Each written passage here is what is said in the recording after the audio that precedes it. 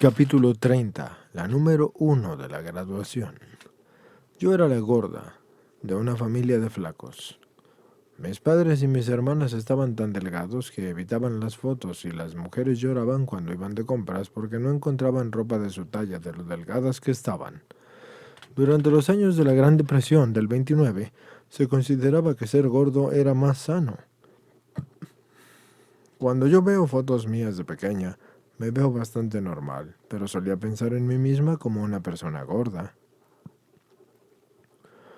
Durante la adolescencia, mis amigas estaban alucinadas porque comía muchísimo sin engordar, pero al terminar el instituto fui a la fiesta del fin de curso con 10 kilogramos de sobrepeso en la barriga, pero se podía ocultar bien con la ropa adecuada.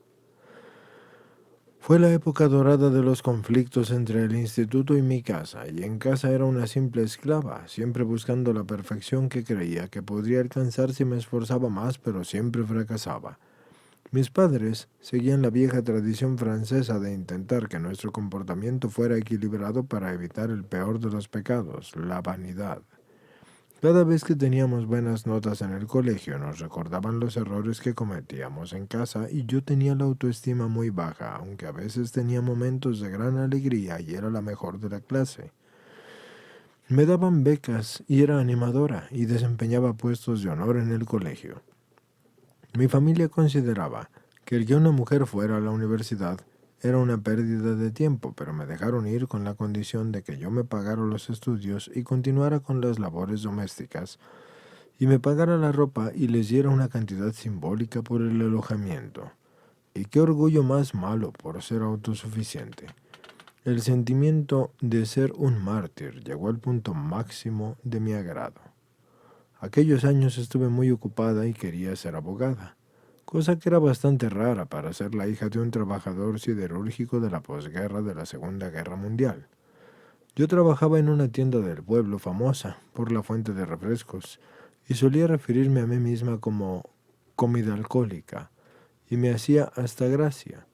2 años después empecé a dejar de hacer bromas porque un amigo mío, que era abogado, me contó algunas historias de los problemas con la comida que tenía una mujer a la que defendía. Fue un periodo de frustraciones para mí y la universidad perdió su misticismo cuando mis resultados académicos demostraron que era posible, cosa muy común en mí. Yo me creía superior al resto de las mujeres que conocía y tenía algunos hombres interesantes a mi alrededor a los que yo les gustaba, pero eran intelectualmente inferiores. Al tipo de hombre con el que yo quería salir, yo no le gustaba porque era demasiado arrogante. Cuando empecé a salir con hombres regularmente, mis padres se dieron cuenta de todos los comportamientos que yo tenía, porque eran comportamientos sexuales. Como era hipersensible, me tomaba sus preguntas como ataques y empecé a rebelarme a mi manera. Dejé el colegio muy pronto y me quedé embarazada y me casé. Tuve 3 hijos y un matrimonio bastante turbulento.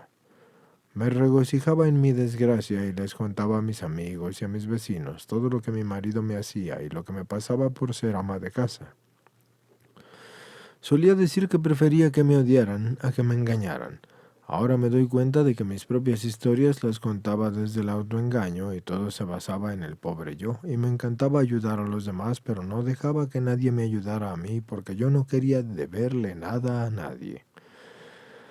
A los 28 años me diagnosticaron cáncer de útero y no conocía a nadie que hubiera sobrevivido a eso, así que me preparé para morir. Quería recuperar desesperadamente la fe de mi infancia, pero ahí se había quedado. Sobreviví con más confusión que nunca y empezaron a gastarme bromas llamándome perro guardián, mientras que mi peso empezó a fluctuar bastante. Me volví demasiado protectora con mis hijos que estaban en edad escolar y no me costó mucho convertirme en la precursora de estudiantes reincorporados a la universidad, pero esta vez como profesora. De vez en cuando me pedían que diera clase a nivel de la universidad y me gustaba tanto el trabajo que hubiera pagado por hacerlo. Increíblemente nunca tenía hambre hasta que llegaba a casa por la noche. Podía aguantar tranquilamente hasta la noche, pero en cuanto yo abría la nevera me volvía loca. Había leído historias de famosos que mantenían su peso comiendo platos bajos en calorías que les preparaban sus cocineros. Si tan solo no tuviera que preparar los platos, ni que ajustar el presupuesto familiar para comprar los alimentos dietéticos, yo estaría delgada. Así que volví a engordar otros 10 kilos que ya no podía esconder, y cuando mi hijo menor entró en el instituto declaré mi independencia de la cocina y de cualquier otro tipo de responsabilidad con el hogar. Como todos éramos adultos, se decidió que cada uno se ocuparía de lo suyo. Me deshacía en excusas para justificar mi forma de comer y ni siquiera mi independencia de la cocina me detuvo. De pronto todo cambió y la compañía para la que trabajaba mi marido cerró y él empezó a beber. Los tiempos estaban cambiando y en la universidad también, y yo seguía publicando. Pero sin un doctorado, estaba condenada a que me despidieran. Mi marido empezó desde cero en un trabajo con la Marina Mercante, así que me vi sola y desempleada. Mi peso volvió a aumentar y empecé a convertirme en la gorda del circo de los obesos. Me gustaba quedarme en casa porque no soportaba la cara de impresión de mis amigos cuando aparecía en público. Siempre había sido muy camaleónica y había adaptado mi personalidad al momento y a la gente que me rodeaba. Yo odiaba la imagen que veía reflejada en mí porque esa no era yo. Aunque a lo mejor sí era. Los michelines ya hablaban por sí mismos. ¿Qué le había pasado a mi figura? Creo que había elegido la peor manera de suicidarme. Después de hacer todas las dietas que caían en mis manos, empecé a acudir a un club de dietas y perdí una talla y dejé de ir.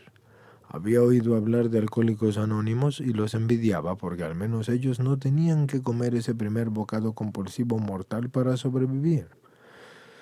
Vi un artículo de comedores anónimos en una revista y escribí, y había un grupo en mi ciudad y pensé que con un poco de disciplina se arreglaría todo. Seguro que me servía la misma determinación que me había servido en el colegio. Me vino la inspiración y le hice la promesa a mi marido de que cuando volviera a casa la próxima vez lo estaría esperando una mujer delgada. Yo podía mentirme a mí misma, pero no a otra persona, así que no podía faltar a mi palabra de honor. Cuanto más lo intentaba, más fallaba, y la comida estaba fuera de control y mi hambre no se aplacaba con nada. Tardé un año en ir a comedores anónimos, humillada y en guerra. ¿Cómo me iban a ayudar un grupo de gordos? Y desde ese día adoro su sensibilidad e inteligencia. Cuando llegué, les dije que me dieran la dieta que tenía que hacer y que no se metieran en mis asuntos. Ellos se limitaron a sonreír, y yo me di cuenta de que el mejor de mis sarcasmos no podría atravesar esas sonrisas tolerantes, así que cogí algo de literatura que leería y juzgaría y les devolvería con una crítica sobre cómo podrían mejorar. Esas sonrisas desaparecerían a la semana siguiente. Durante el primer mes yo perdí 13 kilos y me pareció bastante fácil. Seguía yendo a las reuniones y ahora devolvía la sonrisa a los miembros con una silenciosa satisfacción. Por desgracia, para mi plan de sabotaje de comedores anónimos, me dejaron el libro grande de Alcohólicos Anónimos y me lo leí de una sentada y me puse a llorar. Una muestra de debilidad femenina que no me permitía muy a menudo. Aquel libro hablaba de mí con la diferencia de que en mi caso era la comida, no el alcohol. De pronto reapareció mi apetito y me rendí a él muy pronto, pensando en que con un poco de fuerza de voluntad bastaría para empezar de nuevo, y aprendí una cosa nueva: es más fácil quedarse que empezar. Acudí a la siguiente reunión preparada para escuchar lo que tuvieran que decirme acerca de la enfermedad y todo cuadraba, excepto algunos de los 12 pasos, así que como iba a haber dañado yo a alguien, ¿acaso no me había servido a mí la educación de señorita para utilizar simplemente el sarcasmo? Más tarde, cuando escribí el inventario del cuarto paso, descubrí que mi típica frase era odio a la gente que, y a las instituciones que. Y era solo eso la punta del odio y del dolor y del iceberg. Me empecé a dar cuenta de que había seguido haciendo dieta y a menos que yo cambiara drásticamente, jamás conseguiría estar abstinente. Tenía que dejar de pensar y empezar a actuar.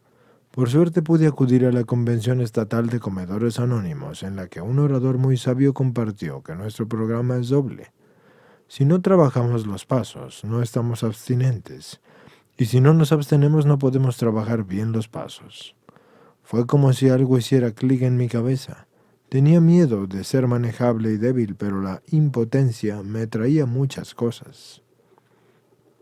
Hace poco estuve visitando a una amiga que está recibiendo tratamiento para el alcoholismo y me preguntó que si no tenía miedo de que me lavaran el cerebro en comedores anónimos.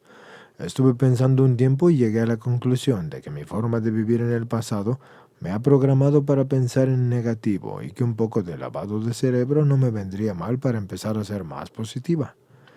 He ido progresando muy lentamente y el hecho de ser buena estudiante no me ha servido para nada a la hora de llevar a cabo mi plan de acción, y a menudo mis ahijadas me inspiran mucho más que yo a ellas porque van muy por delante de mí. Después de 2 años y medio, he perdido casi todo mi sobrepeso, excepto 5 kilos, y me he mantenido ahí. Mi vida familiar se ha convertido en lo mejor para mí. Darme cuenta de que mi marido controla mucho mejor su vida si yo lo dejo en paz ha sido toda una revelación. Cuando me quedo simplemente a un lado, yo me doy cuenta de que es mucho mejor persona de la que yo quería convertirlo. Mis hijos se comunican abiertamente con nosotros, sin tener que defenderse por todo. Y cuando hablo con mi madre me doy cuenta de que ella tiene derecho a hacer lo que quiera y de que lo único que yo tengo que hacer es quererla y controlar mis reacciones. Hasta ahora cualquier cambio en su tono de voz me hacía sentir que la había defraudado y así me entraba mucho miedo. Ya no veo a mi mamá ni a mi mundo a través de los demás. Mis percepciones son el fruto de la seguridad de darme cuenta de mis impotencias, pero no me juzgo por ellas. Un día abstinente en mi vida es precioso. La persona abstinente más gorda de la reunión está mucho mejor que yo si yo no estoy abstinente. Y me he dado cuenta de que tengo una personalidad adicta y quizá por eso me he negado a ver que yo bebía o que compraba en exceso. Creo que los huecos que han dejado estas adicciones los he llenado con la única adicción sana que tengo, el amor. Y he admitido que existe un poder superior a mí misma y que con su amor soy capaz de amar a todas las personas que me rodean, incluso aquella que veo en el espejo, es decir, a mí misma. Es increíble lo agradable que se me han vuelto los demás, porque en mi último cumpleaños estuve agradecida de cumplir 48 años, porque física, mental y espiritualmente estoy mejor que nunca. Alguien me dijo una vez que si esperaba que el mundo fuera equilibrado y justo, me quedaba mucho camino que seguir porque nunca iba a estar bien del todo. Pero estoy mejorando y me he caído en muchas veces. Pero ya no me considero a mí mismo un error, sino que con ayuda de mi poder superior me levanto y sigo creciendo un día a la vez.